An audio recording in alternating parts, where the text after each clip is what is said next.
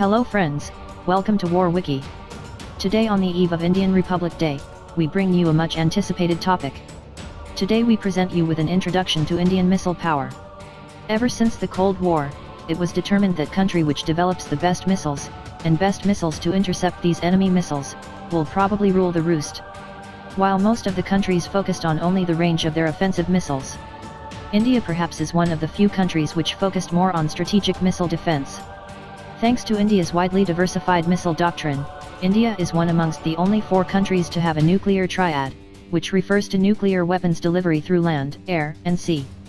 Similarly, while 31 countries have ballistic missiles, only 5 have their own form of missile defense, and India happens to be one of them.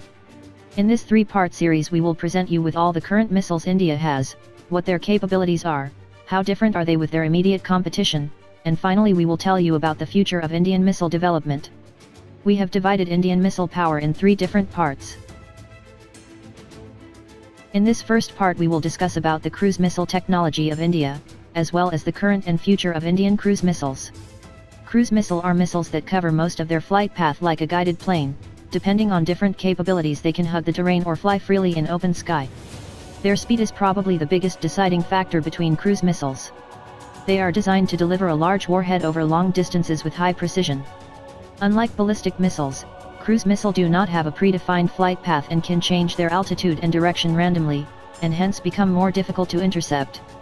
In this part we will briefly discuss about Nirbhaya missile, India's subsonic long-range cruise missile, which is probably a rare failure of Indian missile technology. We will also discuss about the most deadly weapon India has ever produced. The legendary BrahMos, its variants, and their capabilities. We will also compare BrahMos with its competitors like the American Tomahawk, Pakistani Babur, and Russian Kalibr cruise missiles. Finally we will discuss the future of Indian cruise missiles, the BrahMos 2, which will be one of the first hypersonic cruise missiles in the world. In second part we cover the ballistic missiles of India. These are missiles which have a predetermined high-arching trajectory. These are initially powered by different stages and guided in the trajectory accordingly, but later hits the target by virtue of gravity. In this part we will discuss the Prithvi series of short-range ballistic missiles, the Agni series of MRBM and IRBM missiles, and the Kalam series, or K series of SLBM. Additionally we will also discuss about Danish, Prahar, and Pragati missiles, each of which is a short-range tactical ballistic missiles, and Shaurya which is an MRBM. In this part we will also discuss the best feature of 2 of the best Indian ballistic missiles. The Agni 4 and Agni 5 which is in its final testing phase. We will discuss how these 2 are different from their competitors, and what are the exact reason for their development. Finally in this part we will also present the future of Indian ballistic missiles, the true Indian ICBM, Agni 6. We will also discuss about a missile, which when completed will prove to be a world-level game changer, the Surya ICBM, which is still in its later planning stage. In the third part we will cover all the other missiles of India. It is some of these missiles which makes Indian missile program comparable to the American and the Russian missile program. Here we will cover all the surface-to-air missiles like Trishul, Akash, Barak 8, which India acquired from Israel, and the S-400 SAM that India will soon get from Russia. We will cover the near-perfect anti-ballistic missile defense that India has, thanks to its ballistic interceptors like Prithvi Air Defense, Advanced Air Defense, Pradyuman, and Ashvin ballistic interceptors. In this part we will also discuss the variants of anti-tank missiles such as the Nag, Helena, and Amiga 1 missiles. In today's video, we will cover the cruise missile capabilities of India. Cruise missile came into limelight first time in the Gulf War. When they were fired from American battleships and Iraq air defense had no answers for them. India started developing its own subsonic cruise missile, Nirbhaya, some 15 years ago. However, the only reason India had gone ahead with Nirbhaya was because MTCR regulation prevented Russia from transferring technology of long-range cruise missiles. Just last month Nirbhaya test was a complete failure. In 4 tests only 1 test has had partial success. India is now considering caning the missile development and instead planning to import Russian Kalibr missile. Kalibr missile proved their mettle in recent Syria war. They are extremely effective and precise. Kalibr ranges of around 1,500 to 2,200 kilometers, significantly more than Indian Nirbhaya, and recently tested Pakistan Babur cruise missiles. The deadliest weapon India has ever produced will have to be BrahMos. BrahMos is a joint venture between India and Russia, where India is a majority stakeholder. The name of BrahMos is derived from the two rivers, the Russian Muskova and the Indian Brahmaputra. During its initial development stage, India lacked the technology of ramjet engines, for which India sought help from Russians. Ramjet engine is made up of 0 moving parts, making it extremely light. The ramjet technology can be used to achieve massive speed of up to 4 Mach, which basically means speed 4 times that of speed of sound. During development, Russians contributed in ramjet engine technology, target seeking and booster technologies, all needed to achieve supersonic speed and target seeking capabilities.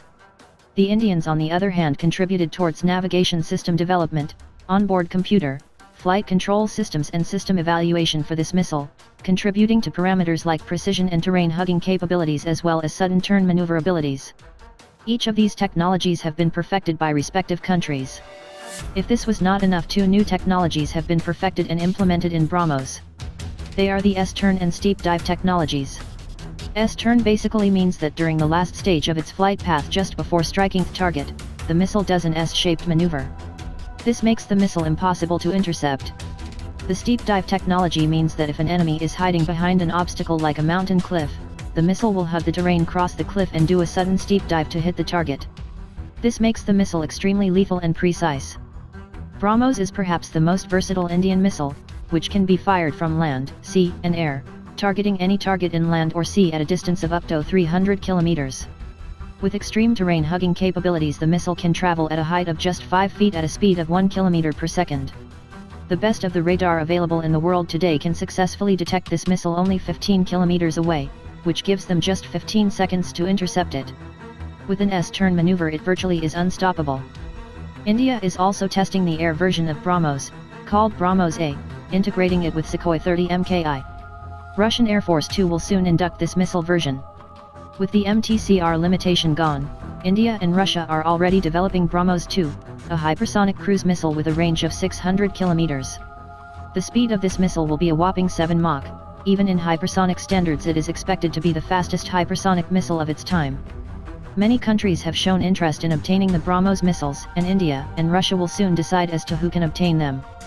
Vietnam is expected to be the first outside country to get a hand on them. If you want to know more detailed information about BrahMos, its technology, and internal components, do not forget to check out our short video on BrahMos missile. Now let's try and compare the BrahMos with missiles that are considered as its competitors, the Pakistani Babur missile and American Tomahawk missile. To be honest, this is not a fair comparison. The purpose for Babur missile and Tomahawk missile is very different from that of BrahMos, but yet medias all over the world do compare them. The Tomahawk and Babur are both subsonic missiles, which means they travel with speed lesser than that of sound. A slower missile will be more susceptible to interception. Both of them have range much superior to BrahMos. While Babur missile is a medium-range cruise missile with operational range of 700 kilometers, with a speed capability of 0.7 Mach, a much more battle-tested Tomahawk has a superior range of 1,500 to 2,000 kilometers with a speed of 0.7 Mach. In India's arsenal, their close competitor could have been Nirbhaya cruise missile, which was planned to have an operational range of 1,000 to 1,500 kilometers and a little superior subsonic speed of 0.8 Mach. Even though future of this missile is probably in danger, India is expected to import Russian Kalibr missile. Kalibr's operational range is of around 1,500 to 2,200 kilometers with speed of 0.7 Mach. BrahMos is a very different weapon whose purpose is to evade anything but will need to be fired from a weapon delivery system relatively closer. With a whopping speed of 3 Mach, BrahMos is virtually unstoppable from 300 kilometers operational range. With BrahMos 2 for medium-range hypersonic missiles, India's cruise missile development is moving in right direction. We hope you enjoyed this video. Give it a thumbs up if you found it entertaining and informative. Do stay tuned for our next 2 parts in this 3-part series, where we will discuss about the Indian ballistic missiles, as well as all the other types of missiles in India. So don't forget to click that red button and subscribe. Have a great day and support War Wiki.